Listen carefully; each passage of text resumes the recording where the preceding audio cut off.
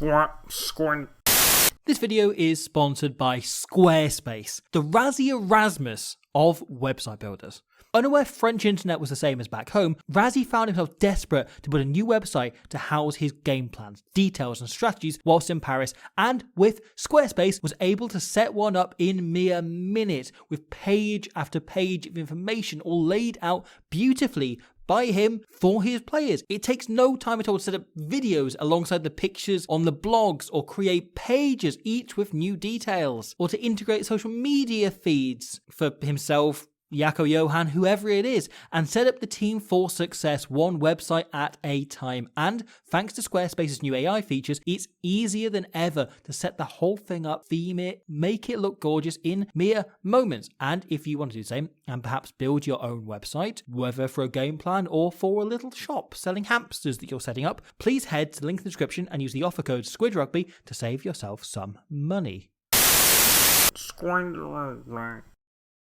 Be honest with me. At half-time, did you think the Springboks were going to go on and win?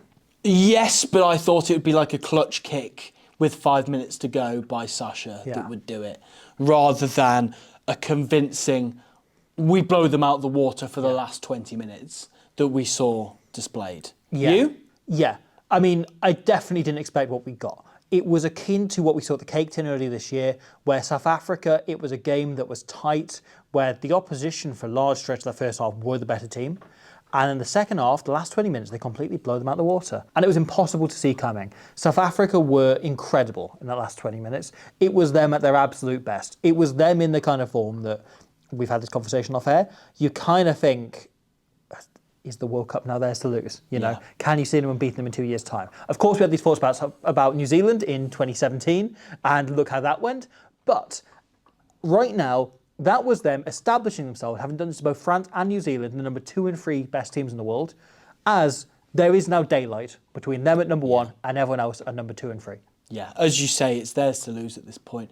It's so hard to see how is somebody going to knock them off that pedestal. As I say, it's not just because they're so good, it's because they're so well-rounded. Yeah. And it was the manner in which they did it. And it's not just that they're fitter than everybody else. And we'll get into specifically what they did in the last 20 minutes. But the fact that they got a maul try, they got a try from going wide, you know, they got one from a kick in behind. Yeah. They've had all sorts go on. And it just looks like they're impossible to defend for 80 minutes at this point. So yeah. France are the one team who can match the Springboks for power.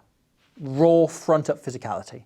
They're also the one team where I think they're coming up against a team who have players as good as them, where they've got a similar level of talent. I think even New Zealand have some positions where they are notably weaker than the Springboks. France, across the board, pretty much every position, 1 to 15, you have a player who is about equal with their opposition. Yeah, whereas Apart at least it's a from the conversation. front row where France have got some injuries in that position up front at the minute. But when everyone is fit, you've got 2 very good props in starting for France. As such, this game was won by the coaching.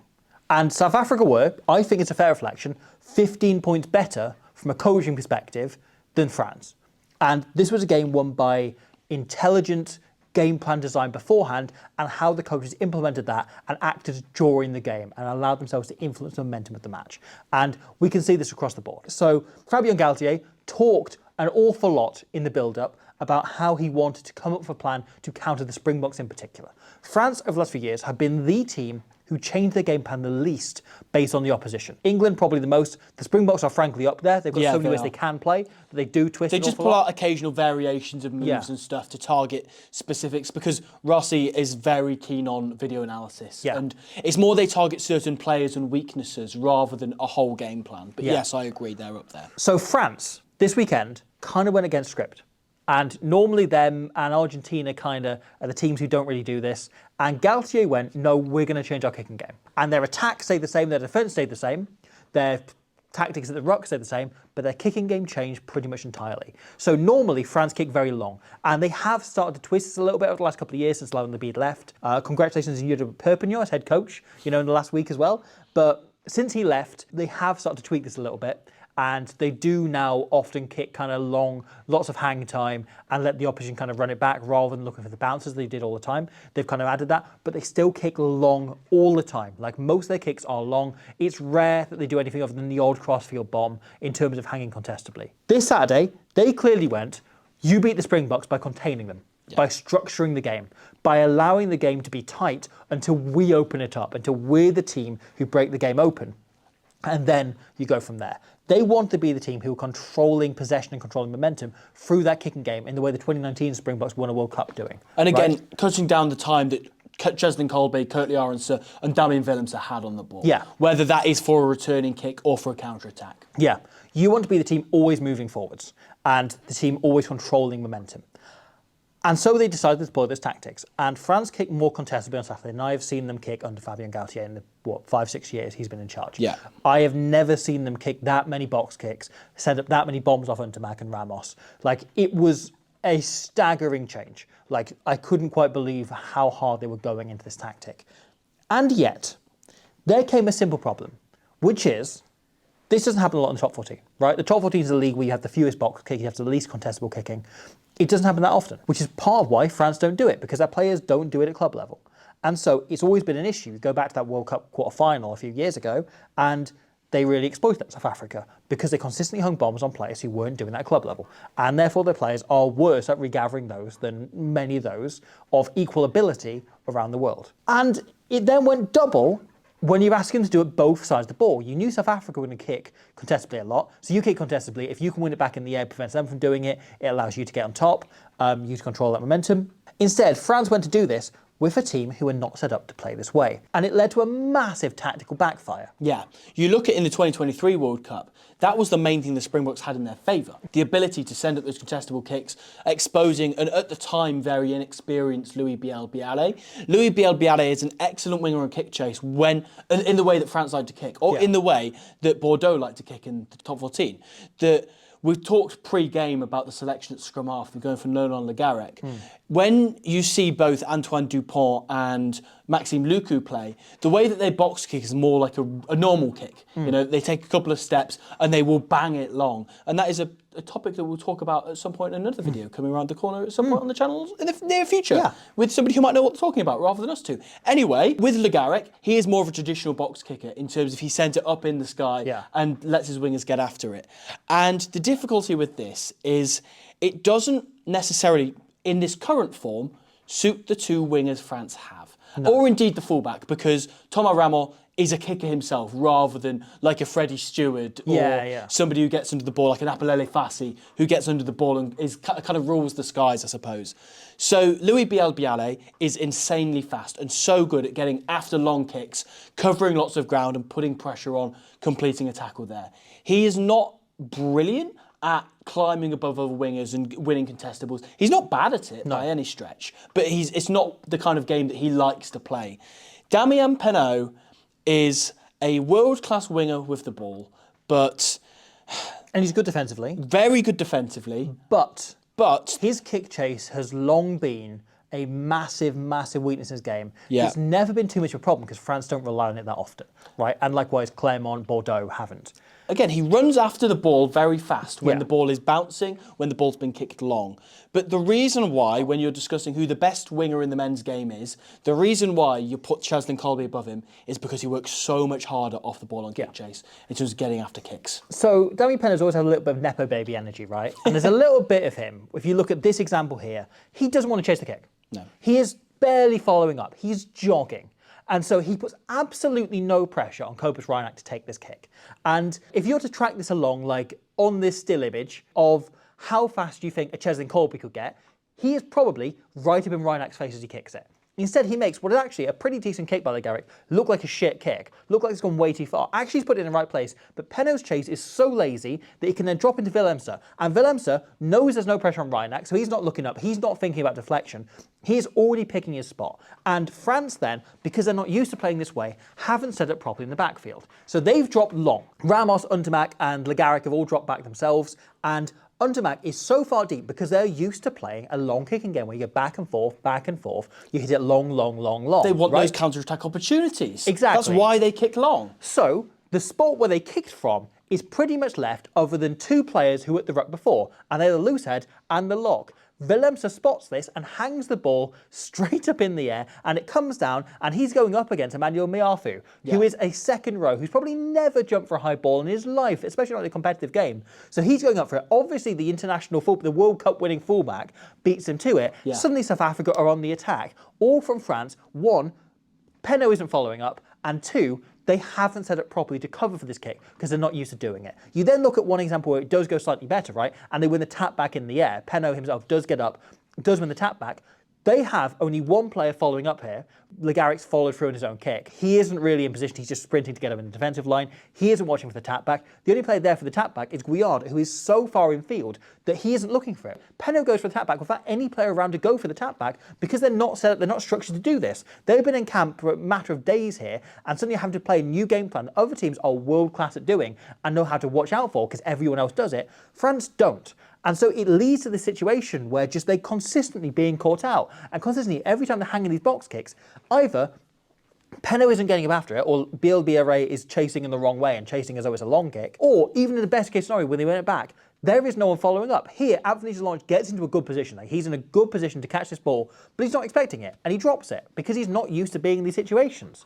Like, he isn't anticipating the tap back. And again, here, not long, but it's contestable enough that Penaud can get after it. Penaud goes for quite a half-assed chase, to be perfectly honest. I get he doesn't want to leave his players behind. He doesn't want to shoot too far out of line. And I understand why he wants to connect with people. But most good kick chasers in the world, as in teams that set up a kick chase in the world, i.e. the Springboks, who are the best in the world at this particular skill, alongside the likes of England and Argentina, who are very good at it as well, bake in a fail-safe around this, around the possibility that the first man might miss the tackle. And also, if you get after it and miss the tackle, it physically takes time for a player to sidestep you or pass the ball around you. So it means that there is more time for them to go, okay, let's cover that space instead. Instead, Penaud doesn't really go after the ball here. Instead, the players in field actually cover this quite well. Pierre-Louis Barassi gets quite high in the line, and so Sacha Feinberg-Ngomazulu goes, okay, I'm not going to attack down here. I'm going to take a bit more space and run at Damien Penaud here. Damien Penaud is quite passive and ends up making a high tackle on him, and that is a bit of a game turner because it gives the Springboks a line out in the French 22 with 15 odd minutes to go. From which they go on to score the first of their tries to get back in the game, and they go on to never relinquish momentum from there. Like, this game turns entirely on that one tackle and that one poor chase from Penaud. As it did consistently. It's bizarre. Three steps worth of effort changed the game there. Which is what the margins at this level. Galtier picked in his squad Gaël Drouin and Aaron Grandidier, both of which are brilliant aerial wingers, which suggested he was thinking about this, right? He was thinking about this as a way they may go of more contestable kicking, but he didn't pick either of them. No. He said he stuck with his best options, his best players, and they are not suited to the game plan they were playing. And likewise, they hadn't spent enough time working on the detail of how you run an effective kick chase on box kicking. And they ran it like it was 5 years ago when France were last playing this kind of tactic, right? And like the game has come on enormously, and the detail around box kicking has come on enormously. And you look at how South Africa did it, how South Africa kicked, and it is night and day better. They're able to win these tab-backs and win it back in the air. And you come into start of the second half, right? And obviously something happened at the end of that first half. There was an incident. South Africa are now playing with 14 men. And they're going to be like that for the rest of the game. And so they lean back on, we will play our pressure kicking game. And they play it so much smarter than France. They get players around the ball at all times. They're watching for those tap backs, but critically, they're constantly putting France in situations where even when this kick from Feinberg and Ngomazulu goes long, Ramos is able to cover it and call for the mark, everyone is dropped back into position. They are covering every eventuality. There's no second row to go up for the ball here. Everyone is covered and allows them to still come back onto it and remain putting up the same sort of kick, putting in the same position and forcing France to only ever react to what South Africa are doing. South Africa are the team in complete control here. They're always moving forward and France are always just trying to get out of their own territory until France make a mistake and it allows them to push further downfield. Law of averages also states that any fullback, especially someone like Thomas Ramos, who is mental, will eventually make a mistake, whether it's dropping a ball or here, he carries it very loosely and just chucks it in the air. And France obviously get quite lucky and recover the ball here, but chucking it laterally in this sort of situation, when South Africa have so many jackal threats on the pitch, is just asking to give away a penalty or to get knocked back or lose the ball or something like that. And yeah, as you say, like they constantly just camped in that French half in the second half when there were one man light in the forwards, and they were absolutely brilliant because they just didn't give France an opportunity opportunity to make use of that extra man, Yeah. you know? And they're obviously so powerful up front as it is, South Africa, that they can actually cope one man light Absolutely, in the pack. yeah. Because they're that good. And this was something about South Africa all day long, was they kicked incredibly well. And it's almost more boring to pull up the points on South Africa's kicking because they just get everything right? And like you can go, okay, everyone is in position here looking for the tap back. The winger is putting a massive amount of effort in getting up on the chase, or the kick is just landing in a more convenient position. They're landing at 5 meters further back, giving the winger a better chance to get up in the air. All these details aren't that interesting because we know South Africa do it every single week. They are so used to doing this. This is their absolute It's bread not and butter. news that South Africa are good on kick chase. Yeah. However, the one kick I do like is this one from the first half, where it's a really nice set move. Ramo often comes up into the line quite early. He likes to cover a lot of the ground himself, big time. and is often quite early to fly up and defends quite narrow because he will then turn back and trust himself to get back. So they send up Diolande looking like he's going on a smash, and instead he drops it on the toe quite last minute and sends it deep to try and get a bounce. And all he's looking for here is the ball to bounce and cause some chaos.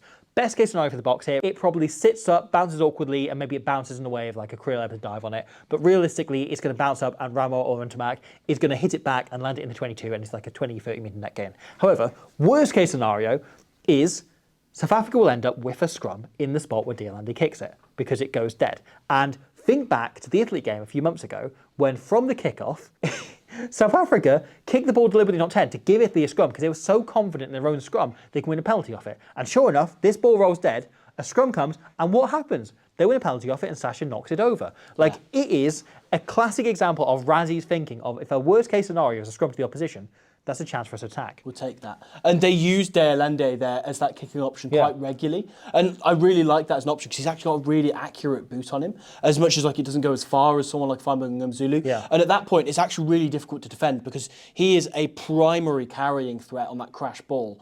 But at the same time, you're constantly scrambling as a back three because it's not like he's going for the touch lines in terms of going for a 50-22 or just trying to pin France 5 metres out all the time. He can go for that kick down the middle and cover all that unguarded territory that a fullback typically doesn't worry about because, like, well, we can get a scrum out of this. Yeah. But no, getting a scrum against the Springboks isn't actually a good thing. Speaking of fullbacks covering a guarded territory, the game opened with a try for Damian Penaud.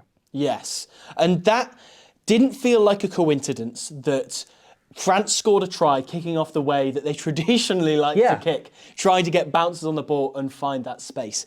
But obviously it comes from a little bit more than that. It comes from a bit of their structured play. And again, something that frustrated me a lot watching France here, as somebody wanting both teams to play well in the traditional way that they do, this being the heavyweight clash that it was, is usually France have that structure as a means of creating weird, unreplicable scenarios. And instead, I think South Africa managed to keep them caged in a lot of the time. But this was a bit of an exception because France play quite narrow a lot of the time here. And it looks like they're going to keep doing that, keep playing narrow. But instead, they skip out this pod of forwards and get the ball into the hands of Roman Ntamak at 10. And he immediately shifts it on to Thomas Ramos. And it's very easy here to look at this and just go, it's a couple of missed tackles by South Africa, which it is. They'll be disappointed. I'm sure that Felix Jones will look at this and saying, we want to patch that up ahead of next week. And the reason why the space in behind is because you look at the backfield here, they have Sasha Feinberg Zulu sweeping in the back, and because France have played to the left-hand side, of course, he's going to then sweep across to the left-hand side. You don't expect they're then going to sweep back the other way and then kick it over. Obviously, Kurtley Arons has stayed on his wing. This is part of their system. They like to keep their wingers in the line as much as possible. Occasionally, they'll drop them back when it's kicking battles and so on and so forth, but they like to keep them in the line where possible. Now, before we get to Ramo putting that kick in and it being inch perfect or any of that, the question is, how does he not have pressure on him? Yeah. How can he get this kick away so flawlessly and effortlessly? And the answer is because there's nobody to close the gate on the other side. And what I mean by close the gate there is when Ramo steps off that left foot a couple of times, he's beaten the men here who have come up and umbrellaed in that defence trying to get a big shot on him. And the question is why there's nobody coming on this side to close it down. And if you go back to the breakdown, have a look at Pieter-Steph du Toit. He contests the breakdown and he's trying to do two jobs here at once because he's Pieter-Steph du Toit. He's very good at this. He does this quite a lot. And typically, the way most teams try and defend in this sort of situation, in case they come back to the blind side or they have a little switch play or something like that, or the fly-off tries something tricky or a little kick or whatever, is they'll have the negative, so on the blind side, the pillar, the first man, the guard, will fold on the back. Especially South Africa, they love this. They have that catch-up defender, and typically this is the kind of guy that will initiate that, even if he's pushing into somebody else's position, allowing them to get into the catch-up defender role. And then the next person out will come up and play this role to shut the gate and make sure that both sides are coming up. Because a lot of teams nowadays like to play to blind sides, and it's very difficult to shut them down. But you can't ignore the fact that you have to think of phase 2 in advance and have one person fold round. Instead, Pieter-Steph du Toit is playing both of those roles, both the guy in the breakdown and the guy who's one out who wants to fold round. Because France get him on the deck, it then compromises the players outside of Pieter-Steph du Toit, who then just start to fold in behind. And all kind of play that catch-up defender role, none of them coming up and shutting that gate, meaning that Ramo, he's unguarded, he gets that kick in behind, it's perfect, it gets a couple of bounces. Pinot, he's finishing that every day of the week. Yeah. This is not an error by Chesney and Colby working in field, right? No. Every defence will have blind spots. The field is too big. They leave one of those open because you don't think the player's going to cut back against the grain like that in this particular scenario, having come in that direction, and it opens the space. Yeah. It's a really smart bit of play. And funny enough, South Africa used the same trick in reverse for the Sasha Zulu try in the last couple of minutes, where Roman Untamak is trying to fold around the breakdown, and very smartly, he's within a metre of the ruck. He is fair game to get tackled here, and they pin him on the deck. And straight away, Marty Libok is the whole time looking at this gap. This gap is huge out here. Maxime Luca covering the last man on the wing rather than coming in and trying to force the space a bit wider. Libok doesn't take his eyes off that until he calls for the ball. He clearly says something to Sasha Zulu, which means just peel around on my outside, try and target this. And it looks like, in isolation, Roman Untamak is really slow to his feet and is really narrow and hard to and slow to cover that ground because Zulu is much faster than Roman Untamak. But instead, South Africa have really cleverly manipulated him, pinned him on the floor, so he is in that tight position.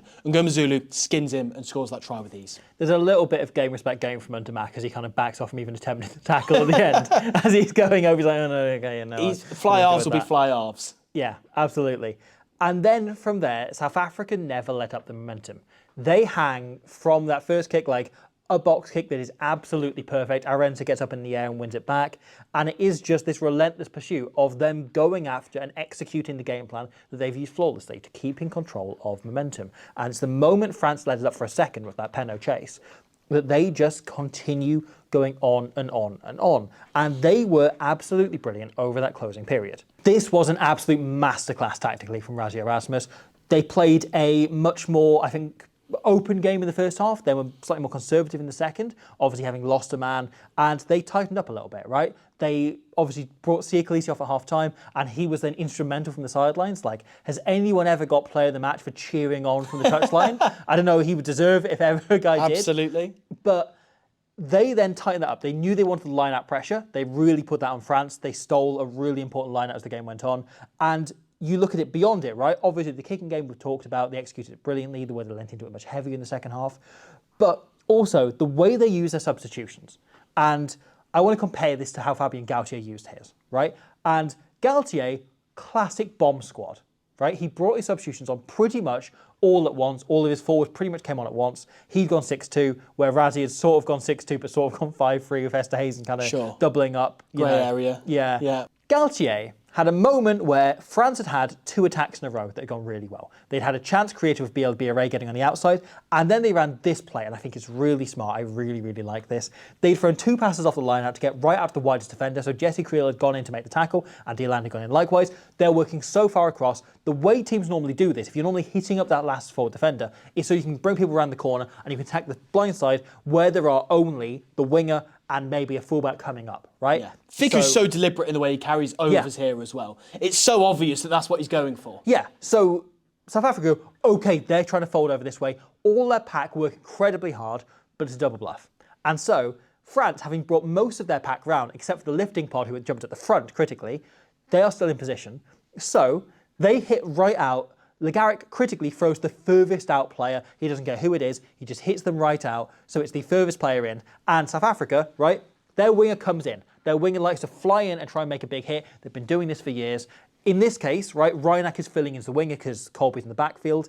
And it means He steps in a little bit on this forward, and suddenly the ball goes out the back to Ramo, who can very quickly draw and give to BLBRA, who is away down the wing. It's such a smart play to specifically undo how South Africa defend. The length of that pass between Legarek and Taufifenua as well, it just means that, because South Africa, again, it's really hard to shoot off both lines, isn't it? So Ramo doesn't need somebody to run hard off Taufifenua. He can just get that little lift and kind of act as that extra forward himself, and then execute the pass to BLBRA. The fewer players on this side, the less likely it looks that France are going to go this way. Bang on. So it opens them right up. So France have just had these two attacks, right? They've had two try-scoring opportunities. They haven't finished either of them, but they feel in the ascendancy. They are completely on top at this stage. They're ahead on the scoreboard.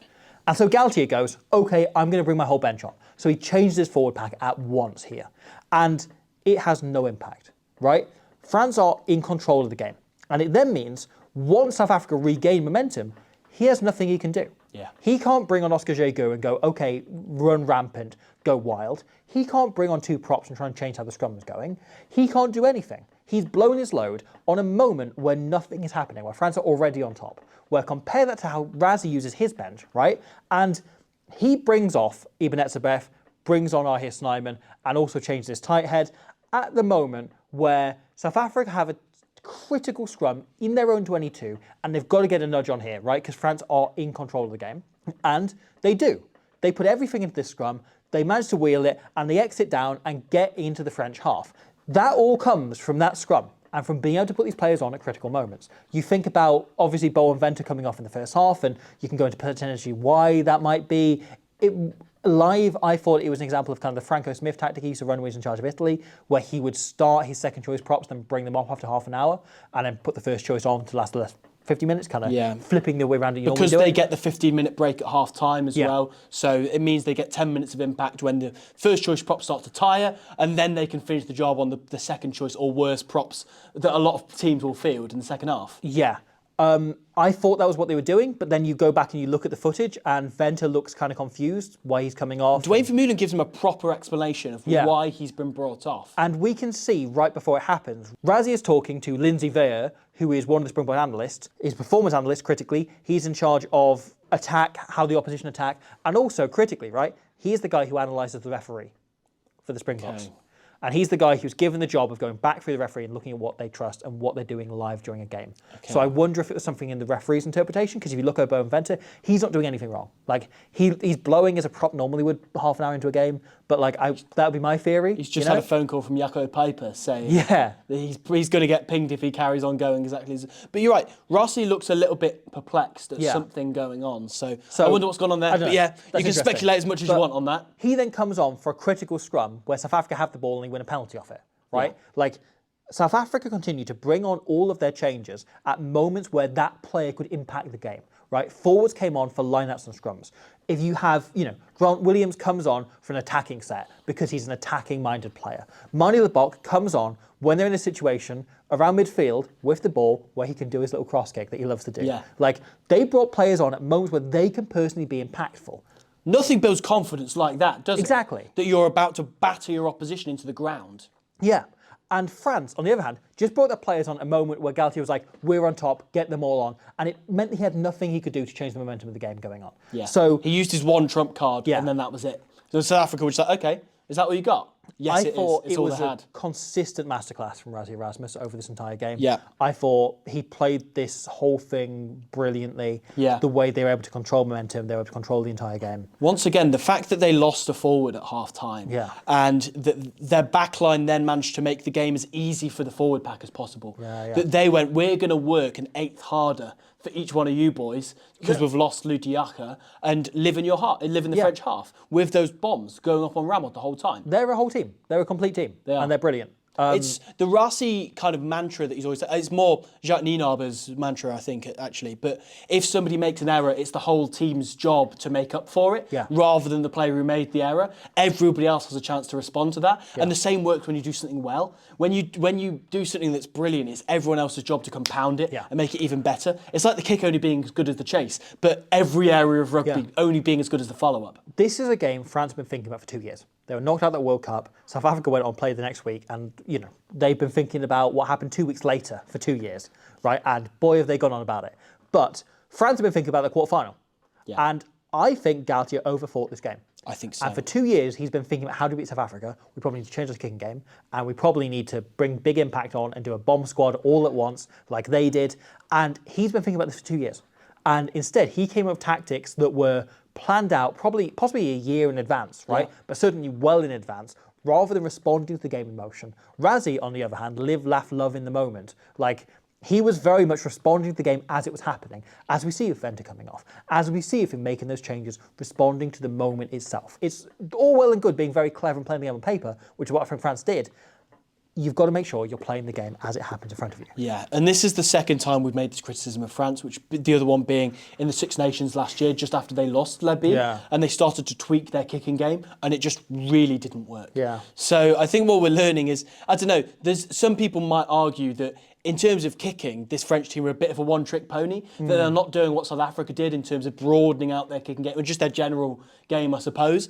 But France have tried changing what works, and it hasn't worked against big oppositions, and this isn't the first time, France need to just stick to what they're good at. Yeah. And the Springboks will keep evolving and adding to what they're good at. And I know and that's a won't mean... worrying prospect if you're anyone that isn't South African. Yeah, I know that won't mean France are going to be good forever, because at some point they'll have new players and coaches come in, and that's fine. But whilst they have this team together, I can't help but feel like whack it downfield, hope they knock it back to you, let Beep and Rameau and Dupont when he comes back, and Ficou and whoever express themselves, and Jalibert and whoever, right? Yeah. But that isn't what happened. Instead, we saw the Springboks got a tiny little opportunity and put their foot to the throat, and they were utterly ruthless. It was, I don't know, it was one of the most ruthless team performances you will see all year, because they didn't let France change the way they were playing, or get those little bullshit moments that they can often rely on, even when things don't go their way. Because that's often how they do win test matches, even when they play badly. It would have been the most ruthless team performance of the year, if not for what they did in Wellington. That's a very good point. Yeah. Yeah. This Springbok team are incredibly impressive. They're incredibly tight together.